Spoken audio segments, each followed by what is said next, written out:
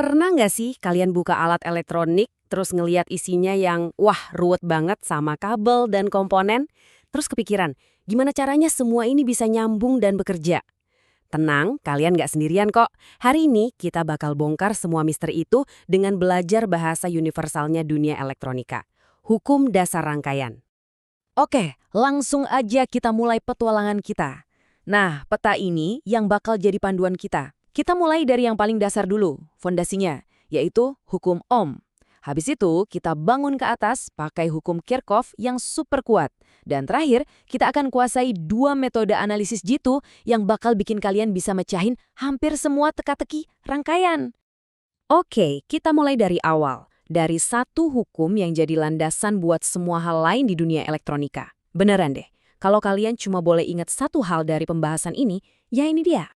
Kenalin, ini George Ohm. Dulu banget, tahun 1827, dia itu cuma pakai percobaan sederhana loh, pakai kawat-kawat dengan panjang yang beda-beda. Tapi dari situ, dia berhasil nemuin satu hubungan yang elegan banget yang jadi dasar cara kerja setiap komponen elektronik, kayak resistor yang kalian lihat ini. Hukumnya tuh simple banget, tapi luar biasa powerful. Tegangan sama dengan arus dikali ambatan. Atau V sama dengan I kali R. Biar gampang, coba bayangin tegangan itu kayak tekanan air. Arus itu aliran airnya, dan hambatan itu kayak pipa yang menyempit. Nah, hukum Ohm inilah yang ngasih tahu kita gimana ketiganya saling berhubungan. Ini kunci utama pertama kita. Hukum Ohm itu ampuh banget buat rangkaian yang simple. Tapi, gimana kalau kita dihadapkan sama sesuatu yang lebih mirip jaringan jalan tol yang bikin pusing? Nah, untuk yang kayak gitu, kita butuh seperangkat kunci master. Dan disinilah pahlawan kita selanjutnya muncul, Gustav Kirchhoff. Di pertengahan abad ke-19, dia ngasih kita dua hukum yang luar biasa kuat. Kerennya apa? Hukum-hukum ini berlaku buat rangkaian apapun. Nggak peduli segede atau serumit apa. Mereka ini ibarat hukum kekekalan fundamentalnya dunia listrik. Jadi, kedua hukum ini kayak ngelihat rangkaian dari dua sudut pandang yang beda. Yang pertama, KCL atau hukum arus, fokusnya tuh ke titik-titik percabangan atau simpul. Sementara KVL atau hukum tegangan ngelihat apa yang terjadi waktu kita jalan muterin satu putaran penuh atau loop tertutup. Inti dari KCL itu sebenarnya simpel banget. Apa yang masuk harus sama dengan yang keluar. Bayangin aja sebuah perempatan pipa air. Jumlah air yang masuk ke perempatan itu harus sama persis dengan jumlah air yang keluar. Gak mungkin kan? Airnya tiba-tiba hilang gitu aja di perempatan. Nah, di sirkuit juga gitu. Airnya itu muatan listrik, gak ada yang hilang. Nah, kalau KVL ini mungkin kedengaran agak lebih abstrak, tapi sama kuatnya. Ini semua tentang kekekalan energi. Coba deh bayangin kalian lagi naik roller coaster. Waktu ditarik ke atas, kalian dapat energi kan? Itu ibarat tegangan naik. Pas meluncur ke bawah, kalian kehilangan energi. Itu tegangan turun. Kalau kalian udah selesai satu putaran dan balik ke titik awal, total perubahan energi kalian berapa? 0 kan? Nah, persis kayak gitu cara kerja listrik dalam satu loop.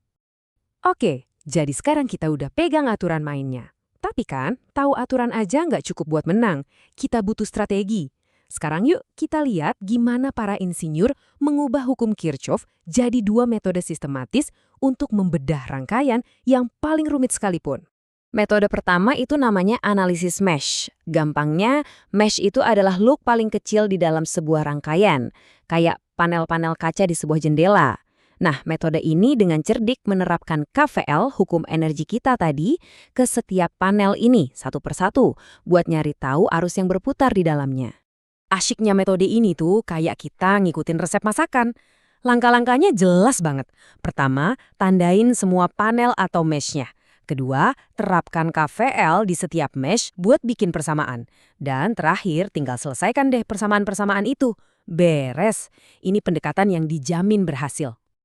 Kalau tadi analisis mesh fokusnya ke loop, nah teknik kedua ini, analisis node, fokusnya ke titik-titik percabangan. Jadi, bukan ngelacak energi yang muter-muter, metode ini menerapkan KCL, hukum arus kita, buat ngelacak aliran yang masuk dan keluar di setiap node atau persimpangan penting. Sama kayak sebelumnya, ini juga proses langkah demi langkah yang bisa diandelin. Kamu identifikasi semua titik persimpangannya, terapkan KCL di masing-masing titik itu buat dapat satu set persamaan, terus selesaikan. Bedanya, hasil akhir yang kamu dapat di sini bukan arus, tapi tegangan di setiap titik. Oke, sekarang di kotak perkakas kita udah ada dua alat yang canggih banget nih, analisis mesh dan analisis node. Pertanyaan besarnya adalah, kapan kita pakai yang satu dan kapan kita pakai yang satunya lagi? Gimana cara kita milih metode yang pas? Nah, tabel inilah jawabannya. Anggap aja ini contekan buat kalian. Simpelnya gini, kalau rangkaian kalian punya banyak sumber tegangan, kayak baterai gitu, analisis mesh yang basisnya KVL biasanya lebih gampang. Tapi kalau rangkaiannya dipenuhi sama sumber arus, analisis node yang basisnya KCL itu juaranya. Intinya, pilih alat yang tepat untuk pekerjaannya. Yuk, kita tarik napas sebentar dan lihat lagi apa yang udah kita pelajari. Kalian sekarang punya toolkit analisis rangkaian yang lengkap banget. Ada hukum Ohm sebagai fondasi, KCL dan KVL sebagai pilarnya, dan analisis mesh serta node sebagai metode buat ngebangun pemahaman kalian. Dengan ini semua, kalian siap buat membangun apapun. Dengan menguasai semua alat ini, pintu ke konsep-konsep yang lebih canggih seperti teorema Thevenin dan Norton jadi terbuka lebar. Diagram rumit yang kita lihat di awal tadi, sekarang itu bukan lagi kumpulan garis dan simbol yang bikin pusing, tapi sebuah teka-teki yang kalian bisa pecahkan. Jadi, ambil pensil dan kertas, cari diagram sirkuit, dan coba sendiri. Rangkaian apa nih yang bakal kalian taklukkan pertama kali?